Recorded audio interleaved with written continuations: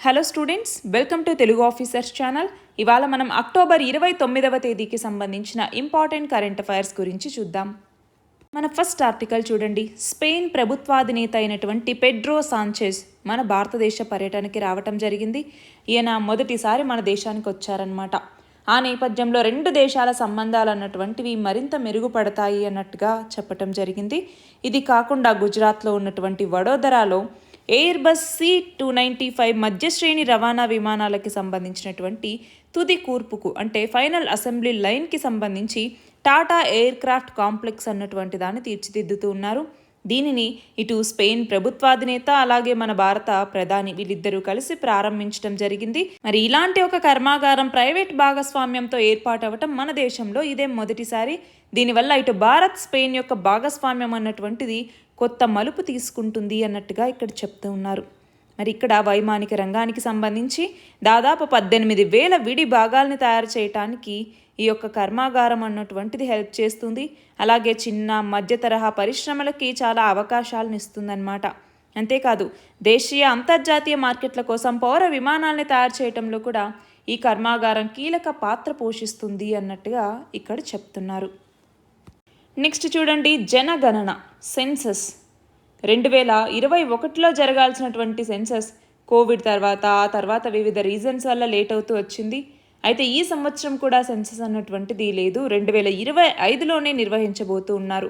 ఇంకా కుల గణన మీద ఎలాంటి నిర్ణయము కూడా కేంద్రం తీసుకోలేదు అన్నట్టుగా ఇక్కడ ఇవ్వటం జరిగింది. మరి ఈ నేపథ్యంలో జనగణన మొదలుపెట్టిన తర్వాత ఆ జనగణన ప్రక్రియతో పాటు ఇట్లా నేషనల్ పీపుల్స్ రిజిస్ట్రీ ఏదైతే NPR ఉంటుందో ఇందులో కూడా వీటిని పొందుపరిచేందుకు వివరాల్ని సేకరించబోతూ ఉన్నారు. మరి 2025లో జనగణన మొదలు పెడితే రిజల్ట్ అన్నటువంటిది అంటే ఈ యొక్క డేటా అన్నటువంటిది 2026లో రిలీజ్ చేస్తారనమాట. మరి ఇలా కామన్గా జరిగే ఈ సెన్సస్తో పాటు కుల గణన అన్నటువంటిది చేపట్టాలా వద్దా అన్నటువంటిది ఇంకా కేంద్రం నిర్ణయం తీసుకోలేదు. మన నెక్స్ట్ ఆర్టికల్ చూడండి. గోదావరి జలాల్ని ఎత్తిపోసి ఇటు పశ్చిమ గోదావరి ఇటు కృష్ణా జిల్లా యొక్క మెట్ట ప్రాంతాలకి సాగునీటిని తాగునీటిని అందించేందుకు ఉద్దేశించినటువంటిదే చింతలపూడి ఎత్తిపోతల పథకం అన్నటువంటిది. మరి ఈ చింతలపూడి ఎత్తిపోతల పథకానికి సంబంధించి మొత్తం 4,900 కోట్ల రూపాయలతో పనులు ప్రారంభించారు ఇంతకుముందు. అయితే 50% పైగా ఈ ప్రాజెక్ట్ అన్నటువంటిది పూర్తయింది, కానీ మళ్ళీ దాగిపోయింది. ఆ నేపథ్యంలో ఇప్పుడు ఏంటి, ఈ నిర్వాసితులైనటువంటి రైతులకి డబ్బు ఇవ్వలేదు, పనులు చేయాలంటే భూసేకరణ అన్నటువంటిది అడ్డంగా మారింది. ఈ నేపథ్యంలో పనులు అన్నటువంటివి బంద్ అయ్యాయి. అయితే ఇప్పుడు అటవీ భూముల సేకరణ మీద ఇక్కడ కసరత్తు చేస్తూ ఉన్నారు. అలానే అంచనాలు కూడా ఇప్పటికి పెరిగిపోయాయి. చూడండి, 9,547 కోట్ల రూపాయలకి అంచనాలు అన్నటువంటివి పెరిగిపోయాయి. అయితే ఇందులో ఈ భూముల సేకరణ, అందులోనూ అటవీ భూముల సేకరణ అన్నటువంటిది మరింత ఆలస్యం అవుతూ వస్తోంది. మరి గోదావరి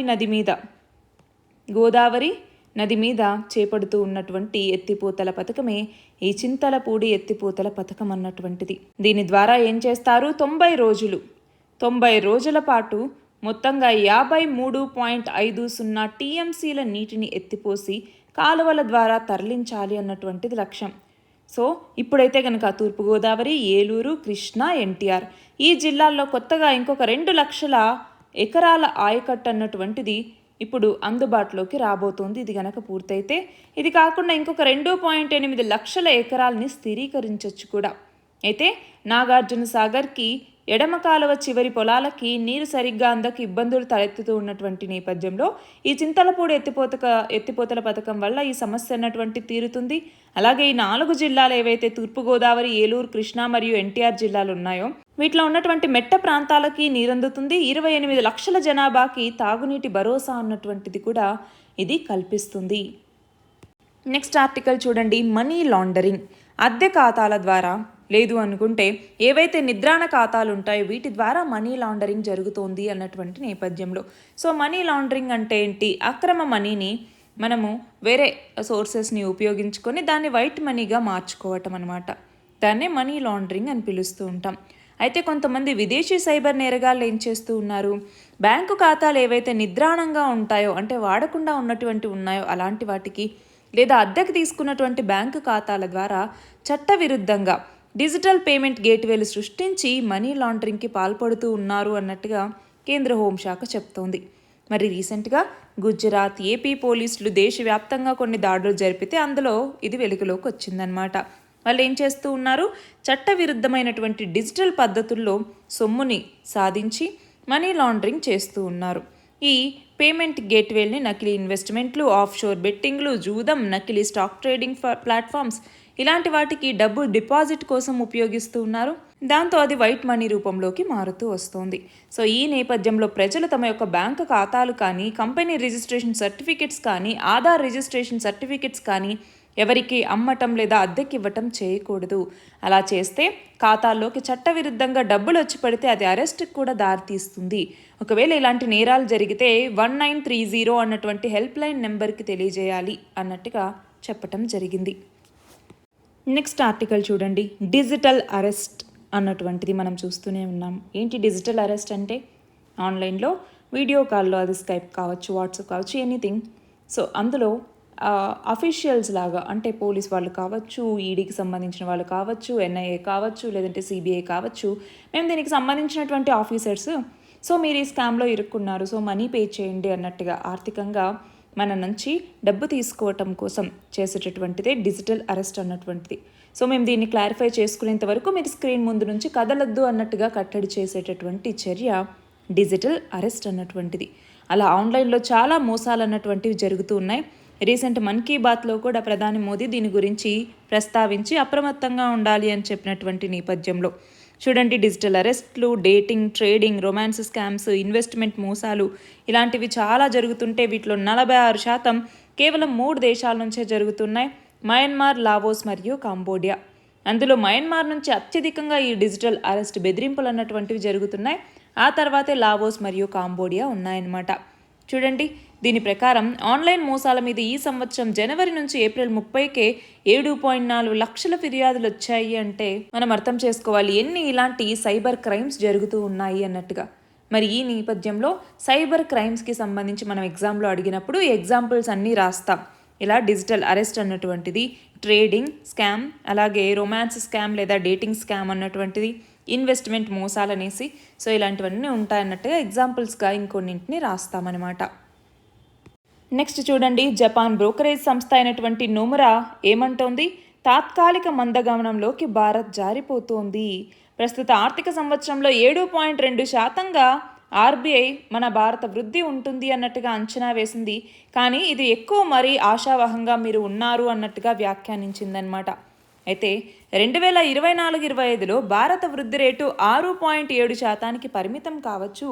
అది 2025-26లో 6.8%కి చేరొచ్చు అన్నట్టుగా అంచనా వేసింది. అంతేకాకుండా మన భారత ఆర్థిక వ్యవస్థ ఇప్పుడు సాధారణంగా ఉండే సైక్లికల్ వృద్ధి కాకుండా మందగమనంలోకి అడుగుపెట్టిందనేసి మేము భావిస్తూ ఉన్నాము అన్నట్టుగా చెప్పింది. అలాగే పట్టణ వినియోగ సంకేతాలు వెనకడిగేస్తూ ఉన్నాయి. ముఖ్యంగా కార్ల విక్రయాలు కావచ్చు, విమాన ప్రయాణికుల రద్దీలో మందగమనం ఉంది, పట్టణ గిరాకీ బలహీనంగా ఉంది. వీటన్నింటి నేపథ్యంలో తాత్కాలిక మందగమనంలోకి వెళ్తోంది భారత్ అన్నట్టుగా ఈ సంస్థ వ్యాఖ్యానించింది. మన నెక్స్ట్ ఆర్టికల్ చూడండి, తెలంగాణ యంగ్ ఇండియా స్కిల్స్ యూనివర్సిటీకి సంబంధించి. మరి దీనికి సంబంధించిన నమూనాలని ఇప్పుడు తయారు చేస్తే ఇదిగో ఇలా ఈ అకాడమిక్ భవన నమూనా ఉండాలి అన్నట్టుగా ప్రతిపాదించారు. ఇందులో 57 ఎకరాల విస్తీర్ణంలో ప్రాంగణాన్ని ఏర్పాటు చేస్తూ ఉన్నారు. 6,000 మందికి ఇక్కడ శిక్షణ ఇచ్చేలాగా మౌలిక సదుపాయాలని కల్పిస్తూ ఉన్నారు. అంతేకాకుండా వచ్చే నెల 6వ తేదీన ఈ పనుల ప్రారంభం చేయాలి అన్నట్టుగా నిర్ణయించారనమాట. సో దీని ద్వారా ఏంటి, ఇండస్ట్రియలిస్టులు, బ్లూ చిప్ కంపెనీస్ ఏవైతే ఉన్నాయో అవి పార్ట్నర్షిప్ని తీసుకొని ఈ యూనివర్సిటీలో ట్రైనింగ్ని, స్కిల్స్ని యూత్కి అందించడం ద్వారా బెటర్ ఆపర్చునిటీస్, అంటే బెటర్ ఎంప్లాయ్మెంట్ ఆపర్చునిటీస్ కలిగించడానికి ఇది వీలవుతుంది అన్నటువంటిది. అంతేకాదు, ఇప్పుడు ఎక్కడ మనకి జాబ్కి అలాగే మనం చదువుకున్నటువంటి వాటికి స్కిల్స్లో డిఫరెన్స్ వస్తుంది కాబట్టి ఆ స్కిల్స్ని యూత్లో ఇన్కార్పొరేట్ చేయడం ద్వారా బెటర్ ఎంప్లాయ్మెంట్ ఆపర్చునిటీస్ని ఇవ్వాలి అన్నటువంటిదే ఈ సంస్థ యొక్క లక్ష్యం అనమాట.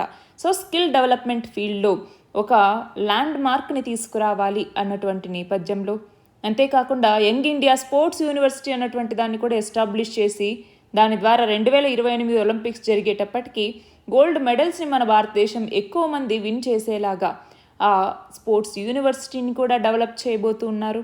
సో ఇవన్నీ కూడా తెలంగాణకి సంబంధించి ఇప్పుడు ఏవైతే న్యూస్లో ఉంటూ వస్తున్నాయో, for example artificial intelligence city, new future city అనేసి తీసుకొస్తాము అన్నట్టుగా చెప్తూ ఉన్నారు.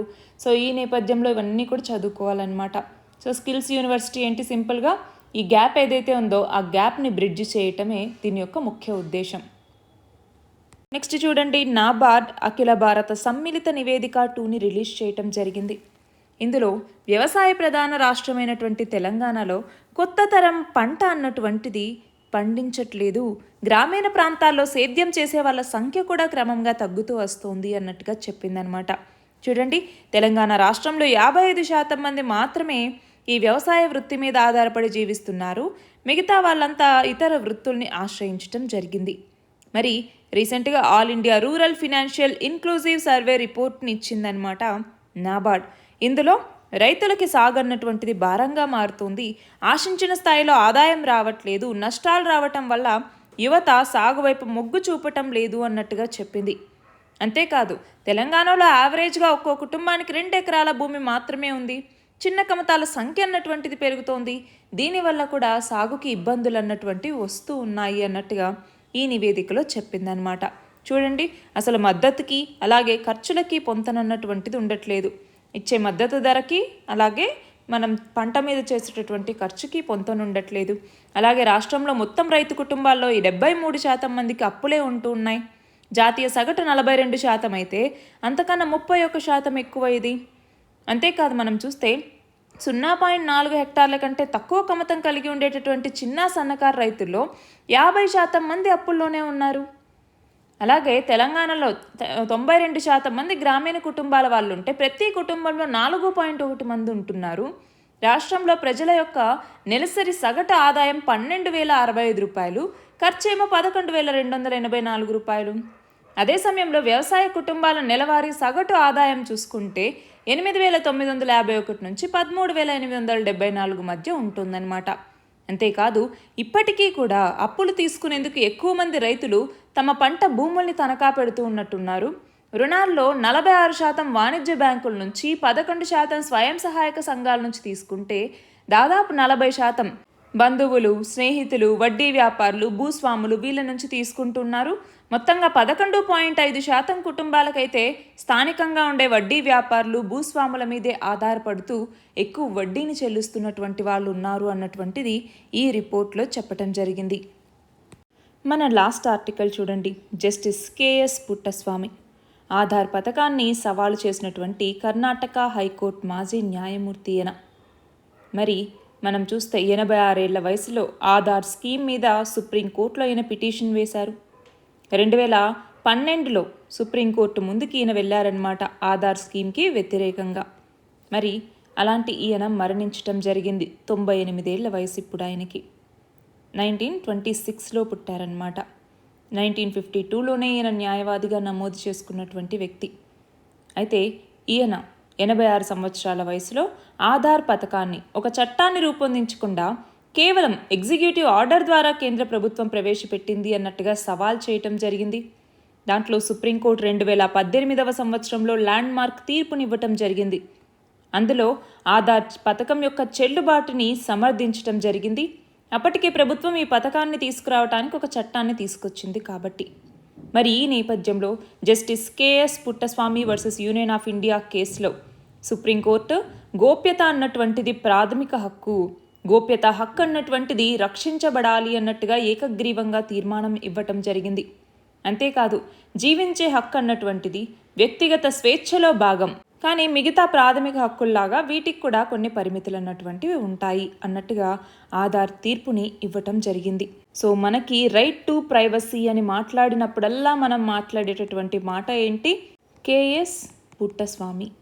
నెక్స్ట్ చూడండి, ఎడిటర్స్ గిల్డ్ ఆఫ్ ఇండియాకి సెకండ్ టైం అన్అపోజ్డ్గా ప్రెసిడెంట్గా ఎన్నికవ్వటం జరిగింది. ఎవరు అంటే అనంత్ నాథ్. మనం చూస్తే ద కారవన్ అన్నటువంటి దానికి ఈయన ఎడిటర్ కూడా. ఎన్టీపీసీ రీసెంట్గా ఇండియన్ ఆర్మీతో ఒక పార్ట్నర్షిప్ని కుదుర్చుకుంది. దీని ప్రకారం సోలార్ హైడ్రోజన్ బేస్డ్ మైక్రో గ్రిడ్ని లదాఖ్లో ఉన్నటువంటి చుషల్లో ఎస్టాబ్లిష్ చేయటం జరుగుతుంది. దీని ద్వారా ఏవైతే ఆర్మీ లొకేషన్స్ అన్నటువంటి ఉన్నాయో వాటికి గ్రీన్ హైడ్రోజన్ని ఉపయోగించి ఒక స్టేబుల్ పవర్ సప్లైని ప్రొవైడ్ చేయడానికి ఇది ఉపయోగపడుతుంది. సో ఈ సోలార్ హైడ్రోజన్ మైక్రో గ్రిడ్ అన్నటువంటిది ఆల్రెడీ ఉన్నటువంటి డీజిల్ జనరేటర్స్ స్థానంలో ఏర్పాటు చేస్తూ ఉన్నారు. సో వీటిని ఆఫ్ గ్రిడ్ ఆర్మీ లొకేషన్స్లో పవర్ సప్లైకి సంబంధించి ఏర్పాటు చేస్తున్నారు. నెక్స్ట్ చూడండి, world justice project rule of law index 2024లో మన భారతదేశం 0.5 స్కోర్ని సాధించి మొత్తం 142 దేశాల్లో 79వ స్థానంలో నిలిచింది. మరి ఇందులో టాప్ 5 కంట్రీస్ ఏంటి అంటే మొదటి స్థానంలో డెన్మార్క్, ఆ తర్వాత నార్వే, ఆ తర్వాత ఫిన్లాండ్, ఆ తర్వాత స్వీడన్, ఆ తర్వాత జర్మనీ ఉన్నాయి. ఇందులో చివరి స్థానంలో వెనిజులా ఉంది, 142వ స్థానం.